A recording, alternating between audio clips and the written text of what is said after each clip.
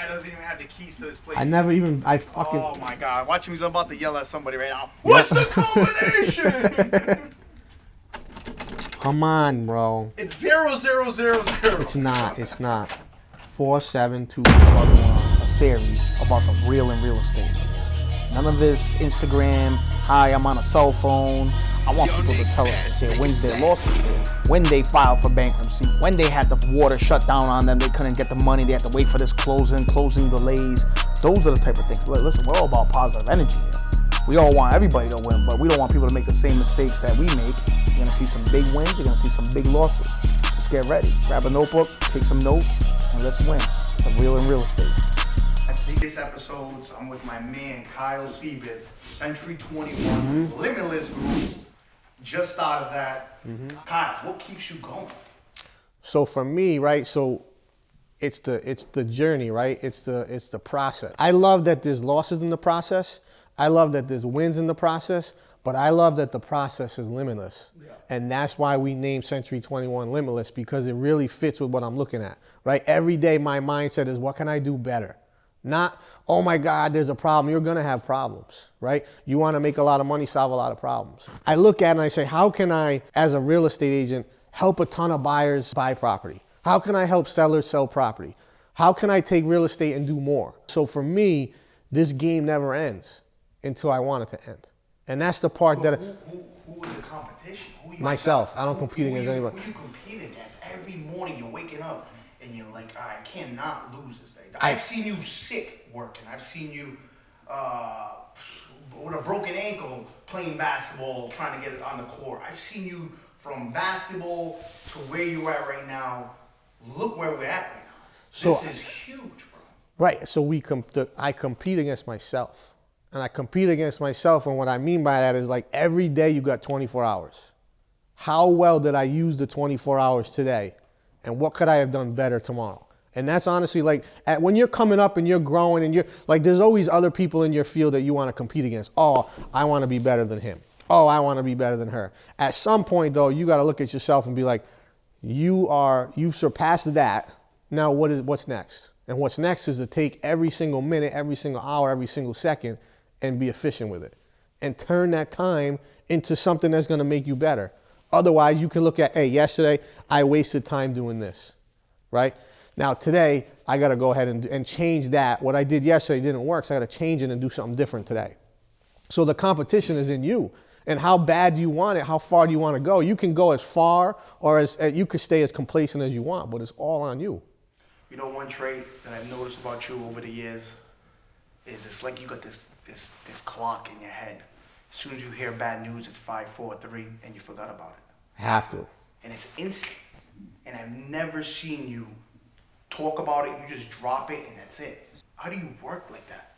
It has to bother you enough for you to improve on it, but it can't bother you enough to impact your going forward. So like every day there's a problem. Every day there's a problem, right? Something happens on a deal and it messed up and the appraisal and this and that, or you know, you were gonna go to a point with a big seller and they ended up using someone else. That's a problem, right? I could cry, I could sit in the corner and hide, I could curl in a ball, I could do all those different things, but I choose to keep it moving.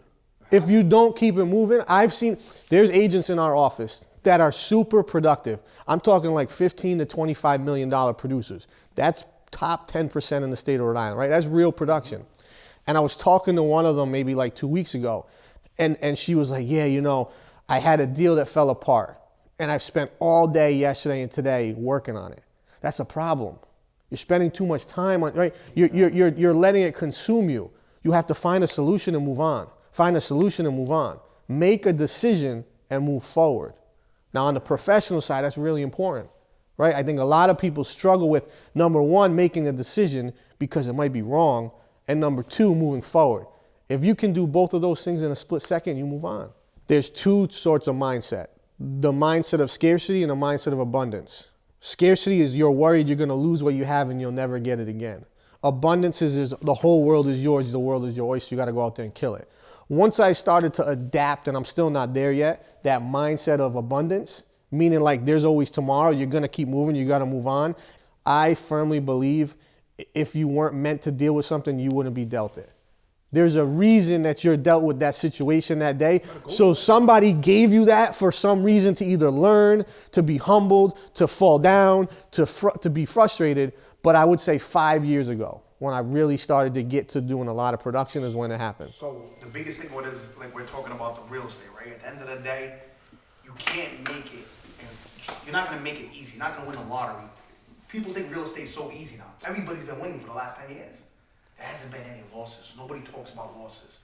I've seen, and you're one of the guys that I told you, I look up to, right? Mm-hmm. And I mirror what you do, right? You don't sit there and talk about your numbers every day. Mm-mm. You don't sit there and celebrate your number, your goals. Like, you don't even know what the number is. No, so I don't believe, so I believe at the end of the day, when you're consumer facing, it's not about me. That's great. Mm-hmm. If I want to celebrate on my own time personally on anything that I've accomplished, that's good. But how does that benefit a borrower that we're working with? Exactly. How does that benefit? Now, what it does do is it gives an experience level that the consumer can be comfortable with. This guy's produced this much. But if you notice, like, I try to really hold back on that, and I try to embrace this buyer or seller or the client that's doing well. It's not about me. That's my job. That's what I'm supposed to do. Whether I do 500 or 200 or 100 or 50. Every transaction is the same thing. Every transaction. And here's the other thing. From playing sports, one of the things that I think you kind of were asking, I was always taught you're only as good as your last game. So you could have played really well last week in high school when we played Saints versus Hope. You went out there, you killed it, right? But then you stunk today. You're not that good. You played bad. So then you're only as good. You know what I'm saying? Like, if you live in the past. So the biggest losses that I've encountered probably are not real estate sales related. Yep. Once I start to go out of that space, because I believe in growth and I believe in becoming uncomfortable, being comfortable, being uncomfortable, right? We started doing private lending. I've taken some big L's there, lent to people I shouldn't have lent to. Right now, they owe me a big amount of money, right? I've started other businesses that I've had employees stealing. I've had people that were working for me that I thought were in my best interest, right? And they were ending up, using the money to go buy lunch or doing whatever. And that happens, right? And then I've had other situations where I've tried to grow and level up, and it didn't really happen the way that I thought it could. So I would say opening other business ventures, looking at other businesses, and just not winning, not succeeding. So like thinking you're invincible, but you're not. So calm down and go back to, you know what I'm saying? Yeah, reality check. So reality check. But that doesn't mean I can't go into other businesses. That just means I have to tweak the way I did it. When I started in this industry, I could not get into contact with somebody like Kyle. It was like it was almost like the book that they had that they didn't want to share. Mm-hmm. Now everybody's sharing. Everybody wants to see you grow. Right now, you're at the opportunity to help so many people. Yeah, and that's why you started Century 21 Limitless Group. Correct. You want to help other agents with what you're doing on a day-to-day basis to get to the next level. So what made you? Was that the reason why we're Century 21? Because right now you could have been on your own and kept. I still can be. I mean, I still sell a super high level of property as a salesperson. Why did I start Century 21? Because at some point I had to do something bigger than me. Yeah. And by just doing my own thing, right, that's called a job, right? I had a really good job, a lucrative job. Now I own a business, right? So I own the brokerage. I own 7 other offices within the brokerage, right? So now I have a business that's within real estate that allows me to help teach, coach, and train other agents, right? A lot of the newer agents are the ones that need it. I'm able to do that, increase their production, and increase our market share. So for me, it was getting something a little bigger than me and another challenge. The brokerage challenge is much harder of a challenge for me than the sales piece. Mm-hmm. The sales piece is belly-to-belly contact. Us, I know you, you know me, relationship driven. The brokerage is running a business. Mm-hmm. That takes a lot more thought. It's a lot slower. It's a lot more strategic, right? So I think when you look at it, it gave me something I was missing on the sales side, but it also allowed me to stay in real estate. So for me, I talk about looking for 10 or 11 streams of income. It's one of the streams that can relate to what I do already. Oh, we gotta say that loud. Oh, listen, he doesn't give himself credit. I don't think people even know. He's the #1 agent in the country. Like, there's people, like, you got shows like $1 Million Listings. You got all of these. So let's just be factually correct. So in 2019, #1 in the country. Last year, #6, and then we'll see what this year is. Oh, so we're actually, let's be a little correct. So no, and the reason I say that is because last year we had I'm not making excuses, but what they allowed people to do last year was if I was an entry-only agent, they allowed me to list it. So the people that were ahead of me, the 5 ahead of me, all did like 2,500 transactions, but all they actually did was if you wanted to sell a house, I just put it in MLS and nothing else. Right. So it's just like a flat fee entry only. Yeah. Where I was the number one. If we went that way, like who's actually out there showing houses? The real. Right. So who's out there? Who's the actual real agent? No, I would be number one again. Right. So I would have been 119, 1 and 20. Take the credibility away. No, I'm not. I'm just telling you. So I like to be factually correct. It is what it is. Yeah. But into that point, I worked really hard to get there. I'm putting in 16 hours a day, still 10 years into this game. I think one of the things that separates you from a lot of agents, I mean, the past year, this is like, my motto usually was, like, I didn't really like to deal with agents because they're looking at it from a percentage standpoint, so they're trying to maximize what they're trying to get from the house. I've been dealing with you for like the past couple of months, and in every property that I call you on, you don't send somebody to show me the property. Correct. You walk me to the property. So. And have I ever said to you, and this is the honest, not just you, but any client I've ever had, when we walked any one of those, have I been like pushing you to buy it? No. Not even once, right? I kind of do. What do you think? You know, what do you think you can do with it? Like, what are you trying to do with it? What do you think you can do with it? And then let's run the numbers. Exactly. And if it makes sense, we talk about it. But I never, from an investor to a first-time buyer, you could say anything you want about me, but I never have ever pushed a client to buy something. I never had commission breath where I'm like pumping them and like hammering them. They got to do this now. Hey, if you're good, I'm good, and if you're not, I'm not. Let's move on. That's what it is. So you know what the crazy thing about real estate, what I love about it, you build some serious connections over the year. Now my connections have gotten crazier and crazier. I mean, and it's continuing to grow, and the thing is, you're not stopping. You're on mindset calls. How many groups of those are you in? No, so I'm in 2 masterminds with all people across the country at a very high income bracket. Yeah. I'm talking with Grant and Elena Cardone on a regular basis. Grant Cardone, 10x. So we're talking about kind of how we can build in the future, what that looks like. We'll be working on hopefully a syndication here in Rhode Island with them. Yep. I'm going to bring it to him, present it to him, and see what he thinks. But just really continuing. And now I'm one of the biggest connections. Really continuing to grow. And you guys got Channel 12 up in here? Huh? Yeah. You guys fucking setting me up this morning? Yeah. At least this guy came with work boots on. How you doing? This is my third work site this morning. This guy. Is he walking through and we're getting an excavator with them shiny shoes on? He tried to go through the mud. He had to walk through the mud. Holy shit, I love Thursdays. He's here on a Sunday. Oh my God. How are you guys working on a Sunday? I don't know. So we are here with Mr. Carlos Rodriguez from ACI Construction. I guess I am. He's doing something over here we don't know, but we were just talking about connections, right? Right. And I think you two made an awesome connection together, right? And you guys like this house, right? You two are the foundation. You guys are building something that's insane. Yeah, but I think it was 3 of us. It wasn't 2 of us. When we started out, it was you connecting me with, honestly, like the connection. No, but Willy Wonka connector is you. It's not anybody. There's nobody better in connection than this guy. Mr. Connect. But at the end of the day, but the things you guys done, right? So I'm the type of person, I'll connect people. I'll put someone together. I'm not looking for a handout. I'm not looking for a paycheck. But just to see these guys grow together is amazing, right? We're here, just like we talk about this house, where we were all studs, right? We were all studs, 2x4s, put like shoveled over there. Hey, you're never gonna be nothing. Don't worry about you. You're ADD. You're this. You're that. Oh my God! Look who we got here. Oh my God! The princess herself. Oh, look at that! We got matching boots. I'm out of here. That's bad. I'm out of here. That's really bad. Why you didn't get my dinner $29.99. $29.99.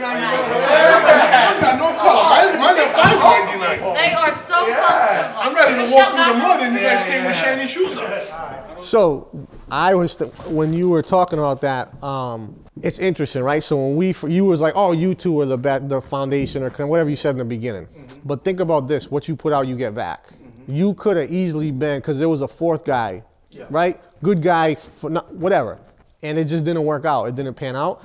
But you could have taken a salty attitude, right? And what would have happened is you don't know if you would have got back where you're at now. No. Because you never once during that whole time period was like, screw these guys. Yeah. Nah, I'm good with them. Bump them. You know what I mean? Like, that was not you. You were always like, keep going. Like, I'm gonna step out for a minute, but you two keep going. Well, I'll tell you right now. Let's keep it real, right? There's a big thing to keep things going. That sign called money, right? hey. I'm gonna keep it 100. It was almost like, I tell you, we were a bunch of 2x4s on the floor, right? Just laid out over there. And this was all new to us, so we didn't know what we were buying. At some point, we just knew everything was a buy. Kyle thinks everything's a deal. Everything's a deal at that time. I think in the beginning, it was more like I wasn't scared to buy anything. None of us were. Oh, hold on. But now that role's reversed, man. I'm kind of scared about this. I'm like, listen, I don't want that one there. No, we got this. So it's just like in the real estate, you have. But I don't think that's you. I think that's your trusted sidekick who looked at the numbers. When we used to buy the stuff, we had numbers in our head, and then all of a sudden Lauren was like, boys, your numbers aren't that good. Your numbers in your head are wrong. You took an L on this one. We were geniuses. Yeah, we take out pen and pad. I was just looking at old pictures. And the way we used to do our numbers, our projections, our profits, for the sky, kid. And she was like, you guys realize all you're doing is getting your money back. You just gave them this. That was learning. That's me in the office now. These guys come in with this, I got this property, and I start breaking the numbers down. And they're like, why did you do that? I was like, dude, you gotta know what you're getting into. Correct. And that's what the biggest thing. People don't want. Some people just want to do a deal to do a deal. Yo, but that's the addiction to the deal, and I get that. I got that. I'm with that. So I understand the addiction to a deal, because there's a huge addiction, and if you have an addictive personality, you are gonna get caught in that deal, and if you don't have the funds, you will be wiped out fast. But I would say for me, you put me in front of a slot machine in a house, we're gonna just be doing this with both hands, because I have that because I go hard. If I want it and I like it and I want to do it, I'm gonna do it. So I think the key to getting so everybody starts with 1 flip, 2 flip. Now we probably got 30, 40 on the board. If you don't save your money in this business, you can't get to that level, period. Every flipper hits a home run in his first one, he buys a Mercedes the next day. That's one thing this guy don't do. He still got the 99-cent shoes on. So I think that's when you can float 50, 60 mortgages and get 50, 60 flips going, is because you put a couple of dollars away, which most guys don't do. But you got to be patient too. You can't do 50 flips right away, right? You got to do a couple more. Then the other thing I was telling my investor, I'm like, look it.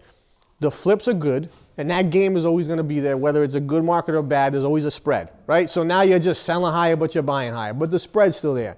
At some point, you got to reinvest that money into buy and hold. Either buy and hold or get something that generates income, because otherwise you're just going to keep doing the flips, but you got nothing on the side. Like, that's growing as this grows. Well, the flipping is a job.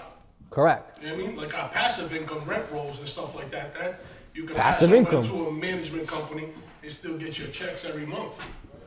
Hey, one thing before you guys go on, Carlos, I paid for the elevator. Do we know where it is? I don't see no elevator. Yeah, I just ordered that too. Because I paid for that. You went to Israel? Yeah. What'd you say? I don't know. Oh, fine. But, Carlos, I don't want this door anymore. Can we make 2 doors? It's gonna be 2 doors. No. Yeah, because why So not? developers, right? I think the biggest thing right now that you need to be coached up on, experienced ones get it, but I think the newer ones, the material costs went up so high that your cost to build, if you did this like 4 or 5 years ago, probably doubled, right? So per square foot, maybe you were building at 130, 140 a square foot. Now you're building at you know, you might be 180, it didn't double like that, but 180, 190, right? That could be a legit number that you're gonna build at. So you have to understand when you buy this land or you go to develop this project and you buy a whole bunch of land and you wanna put a road in, you know, the costs are gonna go up. So your profit, you've gotta factor that in. If you're looking to develop or you're looking to build, get your numbers on point. I also tell people, do a small one first. Build that 1,200 one level shotgun ranch, 3-bed, 1.5 bath first. What'd that cost you? There's no problem making 50 or 60 on that. Do that 10 times in a year. Exactly. You're fine. Yep. Go do those all day long. You know what I mean? But sometimes people get greedy and they want to hit home runs. They want 100, they want 150, they want, okay, that's great, but you're gonna sit on the sidelines for a long. Like this behind us, this thing that we're looking at now, that's like almost a what do you call the things in Arizona, the big crater, like a crater. That's like a huge, like what is that thing? That thing is enormous. Like I wouldn't start with something like that. What's crazy is materials, 2x4s are back to $8 a pop. Yeah. They're like $8.72 right now. I walked to Home Depot 3 weeks ago, they were $3.50. Yeah, that went back up again. Yeah, they went back up. That's wild. I was thinking about doing a basement, and I was like, let me do Do it again. No, I'm gonna do it for them, but their costs went up. I'm just trying to help them out. The intro real estate would be like, look at what you see on TV, what you see on social media, what you see all over with these guys. Don't believe the perception is not always reality, right? What you believe and what you perceive may not be the same thing as reality. And I think a lot of times the goal for people is to put off this kind of like vision of being X, Y, and Z, when in reality it's not like that. There's problems, there's issues, there's people, there's gonna be losses, there's gonna be wins, but at the end of the day, you have to work really hard to do really well. That's what it comes down to.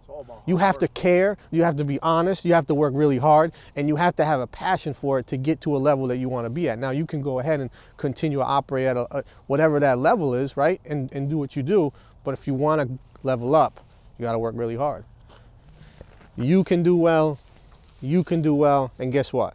I can do well too. I don't need you to lose for me to win. It's not binary. The world isn't binary. That's not how things. So many people want me to fail. Why you want me to fail? It has no impact on you. Oh, like what does that matter? Now, what does that matter to you? Before we end this off, how do you deal with the negative energy that's around? I just laugh. At this point, it used to bother me. I used to get all heads, like all uptight and all like butt hurt. But now it's like, whatever. It's cool because I know I've learned in the last 3-4 years that at the end of the day, it has no impact. Like I'm gonna do what I need to do, and I'm gonna focus on how can I be better and what can I know when I make mistakes and I need to be better. But I don't need you to do bad for me to do good. It doesn't matter. 10 realtors in Rhode Island can all do amazing. Good for them. Good for the other 9. I'm happy for you. But you're mad at me. How can you not like me? You don't even know me. How you not like me? There would be no Nike if there was no Reebok. Right. No McDonald's without Burger King. You need healthy competition, dude. It's fine. To keep it going. Sometimes it gets ugly. It keeps you honest, though. It keeps you, honestly, it keeps the consumer in a position where they can choose what makes sense. And it keeps you humbled and honest where you got to go out and perform. End it with that. Wrap that up. Take your mic.